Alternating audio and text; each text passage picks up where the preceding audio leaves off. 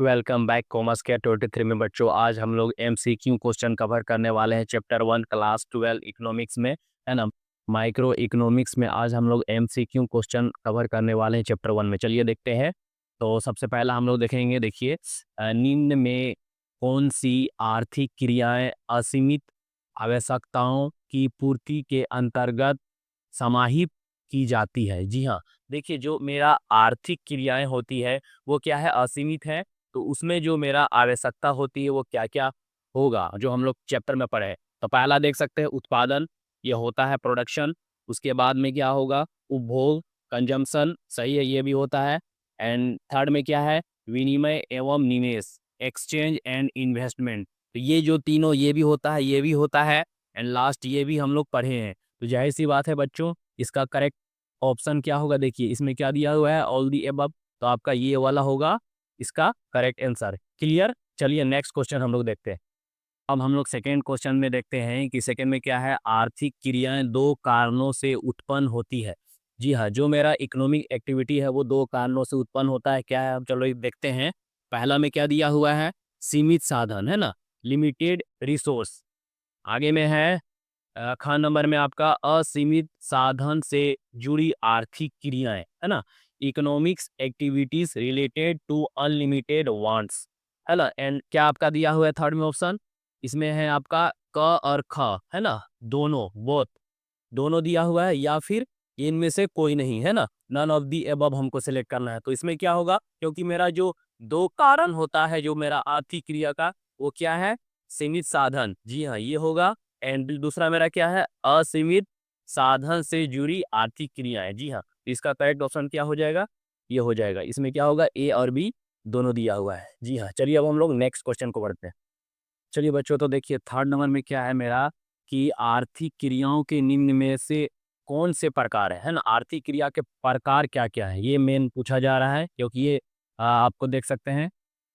तो पहला में क्या है, उत्पादन, प्रोडक्शन। दूसरा में क्या है, उपभोग, कंजम्पशन। तीसरा में क्या है, विनिमय एंड निवेश, exchange and investment. And last दिया हुआ है ये सारे ऑल ऑफ दी अबव। तो क्या है कि ये जो इकोनॉमिक्स का जो हम लोग पढ़ रहे हैं, क्या है कि ये जो आर्थिक क्रियाएं हैं वो क्या क्या प्रकार है। तो जाहिर सी बात है, आप जान रहे हैं, पहला उत्पादन भी है, उपभोग भी है, विनिमय एंड निवेश भी है ना। तो इसका मेन करेक्ट ऑप्शन क्या हो जाएगा, ये वाला हो जाएगा, उपयुक्त सभी, है ना। चलिए आता है, चलिए बच्चों और नंबर में क्या हम लोग देखेंगे, सूक्ष्म अर्थशास्त्र के अंतर्गत निम्न में किसे अध्ययन किया जाता है ना। जो मेरा ये ऑप्शन है उसमें हम लोग देखेंगे कि ये मेरा सूक्ष्म अर्थशास्त्र में हम क्या क्या पढ़ते हैं। तो सबसे पहला क्या है, व्यक्तिगत परिवार, इंडिविजुअल फैमिली, है ना। दूसरा में क्या है, ख में व्यक्तिगत फर्म, इंडिविजुअल फर्म के बारे में हम लोग पढ़ते हैं। आपका घ नंबर में क्या है, व्यक्तिगत उद्योग, इंडिविजुअल इंडस्ट्री, है ना। एंड लास्ट क्या है, ये सारे ऑप्शन होना चाहिए, उपयुक्त सभी, ऑल ऑफ दी अबव। तो क्या होगा, आप जान रहे हैं कि हम सूक्ष्म अर्थशास्त्र में क्या क्या पढ़ते हैं, इंडिविजुअल फैमिली के बारे में भी पढ़ते हैं, इंडिविजुअल फर्म के बारे में भी पढ़ते हैं, एंड लास्ट क्या है, इंडिविजुअल इंडस्ट्री के बारे में भी पढ़ते हैं। तो इसका मेन करेक्ट आंसर क्या हो जाएगा बच्चों, फोर्थ नंबर, ये लास्ट वाला घ, उपयुक्त सभी। क्लियर। चलिए अब हम लोग नेक्स्ट क्वेश्चन की ओर बढ़ते हैं। जी बच्चों, क्वेश्चन नंबर 5 में अब हम लोग देखेंगे सूक्ष्म अर्थशास्त्र के अंतर्गत किसका अध्ययन किया जाता है। जी हाँ, जो हम लोग माइक्रो इकोनॉमिक्स जो हम लोग चैप्टर पढ़े उसमें क्या हम लोग अध्ययन किए, उसके बारे में ये पूछ रहा है बच्चों। तो देखिए पहला में क्या है, राष्ट्रीय आय, नेशनल इनकम, है ना। दूसरा में क्या है, फ नंबर में व्यक्तिगत इकाई, इंडिविजुअल यूनिट। एंड थर्ड में क्या है, घ नंबर में, ग नंबर में, एंड ग नंबर में क्या है बच्चों, कुल उत्पादन, टोटल प्रोडक्शन। एंड लास्ट क्या दिया हुआ है, घ में पूर्ण रोजगार, फुल एम्प्लॉयमेंट। तो जैसा कि हम लोग जान रहे हैं कि सूक्ष्म मीन्स क्या होता है, छोटा। जो हम लोग अर्थशास्त्र इसमें देखें, वो इस चैप्टर में हम लोग क्या अध्ययन की बच्चों, ये एक छोटा होता है माइक्रो इकोनॉमिक्स, जो एक इकाई के बारे में हम लोग इसमें स्टडी किए हैं। तो जाहिर सी बात क्या हो जाएगा, व्यक्तिगत इकाई के बारे में हो जाएगा, ये आपका इंडिविजुअल यूनिट, इसका आपका करेक्ट ऑप्शन होगा, है ना। राष्ट्रीय आय ये बड़े पैमाने पे होता है, तो ये सूक्ष्म में नहीं होगा, है ना, ये व्यापक में होगा। मीन्स ये अभी हम लोग माइक्रो देख रहे हैं, जो मेरा माइक्रो हम लोग देखेंगे तब ये ऑप्शन होगा। अभी हम लोग क्या देख रहे हैं, सूक्ष्म के बारे में, तो मीन्स छोटा इकाई। तो ये मेरा क्या हो जाएगा, व्यक्तिगत इकाई के बारे में, है ना। ये मेरा करेक्ट आंसर हो जाएगा ख नंबर। चलिए हम लोग नेक्स्ट क्वेश्चन को आप लोग देखेंगे। करेंगे 6 में क्या है, सूक्ष्म अर्थशास्त्र की कौन सी मुख्य शाखाएं हैं, है ना। ब्रांच के बारे में आज हम लोग देखेंगे, सूक्ष्म अर्थशास्त्र की ब्रांच क्या क्या है। तो सबसे पहला में क्या है, वस्तु कीमत निर्धारण, है ना, प्रोडक्ट प्राइस डिटर्मिनेशन। एंड ख में क्या है, साधन कीमत निर्धारण, factor price determination. And last क्या है, आपका घ में आर्थिक कल्याण, इकोनॉमिक वेलफेयर। जी हाँ, तो ये देखिए जो मेरा शाखाएं होती है सूक्ष्म अर्थशास्त्र में, वो मेरा ये वस्तु कीमत निर्धारण भी होगा, साधन कीमत निर्धारण भी होगा, एंड लास्ट आर्थिक कल्याण भी होगा। तो जाहिर सी बात है इसका मेन करेक्ट ऑप्शन क्या होगा बच्चों, एंड लास्ट वाला, है ना, ये सही होगा, उपयुक्त सभी हो जाएगा। चलिए अब हम लोग नेक्स्ट क्वेश्चन देखेंगे। तो चलिए बच्चों, मेरा नेक्स्ट क्वेश्चन में क्या है, 7 नंबर में देख रहे हैं, राष्ट्रीय आय, नेशनल इनकम किसका एक भाग है ना। जो नेशनल इनकम होता है वो किसका भाग होता है, हम लोग बात करेंगे सूक्ष्म की या व्यापक की, मीन्स माइक्रो की बात करेंगे या मैक्रो की, है ना। तो देखिए पहला में क्या है, उत्पादन, प्रोडक्शन, ये तो ठीक है। दूसरा में क्या है, ख में उपभोग, कंजम्पशन, ठीक है। एंड ग में क्या है, व्यापक या तो फिर समिष्ट, हम इसको बोल सकते हैं अर्थशास्त्र, है ना, माइक्रो इकोनॉमिक्स। एंड लास्ट आपका क्या दिया हुआ है, ये सभी हो सकता है। तो इसमें मेन आपका करेक्ट ऑप्शन क्या हो जाएगा बच्चों, क्योंकि ये जो राष्ट्रीय आय होता है वो बड़े पैमाने में हम लोग बात करते हैं, तो जाहिर सी बात है हम लोग इसमें सूक्ष्म की बात यहाँ पे नहीं है, इसमें क्या है, बड़े पैमाने की बात हो रही है, तो मीन्स व्यापक होगा, मीन्स समिष्ट होगा, ये है ना। तो हम इसका आपका करेक्ट ऑप्शन क्या होगा, माइक्रो इकोनॉमिक्स, है ना, ये वाला होगा ऑप्शन नंबर घ।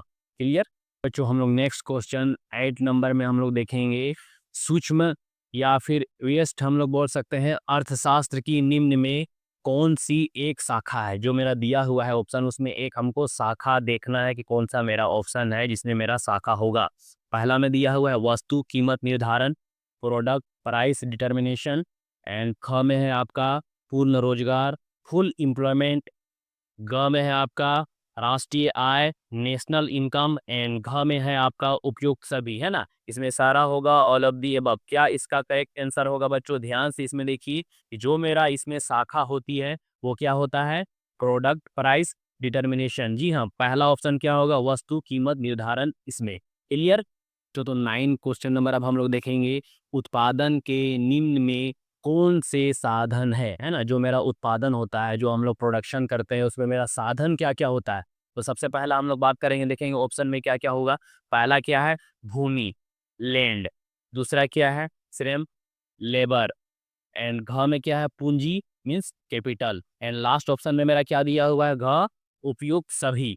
देखिए तो जो मेरा प्रोडक्शन का हम लोग काम करते हैं माइक्रो इकोनॉमिक्स में, जो हम लोग स्टडी किए, तो उसमें क्या मेरा होता है, भूमि का भी काम करते हैं, श्रम का भी काम करते हैं, साथ ही साथ पूंजी का भी हम लोग काम करते हैं। इसमें मेरा करेक्ट ऑप्शन क्या हो जाएगा, ये घ नंबर, उपयुक्त सभी, all of the above. Clear. चलिए अब हम लोग नेक्स्ट क्वेश्चन में बढ़ते हैं। तो अब हम लोग कंटिन्यू करते हैं क्वेश्चन नंबर 10। इसमें क्या है, माइक्रोस किस भाषा का शब्द है जिसका मतलब छोटा होता है ना। जो मेरा माइक्रो इकोनॉमिक्स में लिया गया है, क्या है, माइक्रोस, माइक्रो से क्या बना है मेरा, उसका मतलब क्या होता है, छोटा, है ना, क्योंकि हम लोग माइक्रो इकोनॉमिक्स पढ़ रहे हैं। इसमें किस भाषा से लिया गया, पहला आपका दिया हुआ है लैटिन भाषा, है ना, लैटिन वर्ल्ड। दूसरा में क्या है, ग्रीक भाषा है, ग्रीन वर्ल्ड, है ना। और सी में क्या है, जर्मन भाषा, जर्मन वर्ल्ड के दिया हुआ है। एंड ग में है आपका अंग्रेजी भाषा, इंग्लिश वर्ड। तो देखिए इसमें मेरा क्या होगा, माइक्रोस जो लिया गया है, मीन्स उसका छोटा, माइक्रोस जो लिया गया है छोटा शब्द होता है ना, वो कहाँ से मेरा लिया गया है, वो घ नंबर ग्रीक भाषा से लिया गया है। क्लियर। क्वेश्चन नंबर 11 में क्या दिया हुआ है, अर्थशास्त्र धन का विज्ञान है। जी हाँ, अर्थशास्त्र क्या है, धन का विज्ञान है। लेकिन क्या है कि यह किसका कथन है, ये हमको जानना है, ऑप्शन में देखना है, हमको करेक्ट ऑप्शन निकालना है कि किसका कथन है ना। तो चलिए पहला हम लोग बात करते हैं मार्शल के अनुसार। दूसरा में क्या है, ख में रिकॉर्डे के अनुसार। एंड घ में क्या है, ग में एडम स्मिथ के अनुसार। एंड लास्ट घ में क्या है बच्चों, जेके मेहता के अनुसार। तो आप ध्यान से देखिए, जो मेरा अर्थशास्त्र है वो धन का विज्ञान कैसे होगा, किनके अनुसार होगा, तो वो मेरा क्या होगा, करेक्ट ऑप्शन एडम स्मिथ के अनुसार, है ना। इन्होंने क्या कहा है कि अर्थशास्त्र एक क्या है, धन का विज्ञान है। जी हाँ, क्लियर। चलिए हम लोग नेक्स्ट आगे बढ़ते हैं। नंबर 12 में क्या है, अर्थशास्त्र चयन का तर्कशास्त्र है। जी हाँ, क्या है, तर्कशास्त्र है। यह किसका कथन है। जी हाँ, इससे पहले हम लोग देखे धन के बारे में, अभी हम लोग देखेंगे क्या, अब तर्कशास्त्र के बारे में। तो ये किसका कथन है? पहला में क्या है? हिग्स, है ना? दूसरा में क्या है? किन्स, और ग में क्या है? रॉबिन्स, एंड लास्ट क्या दिया हुआ है? मार्शल के अनुसार।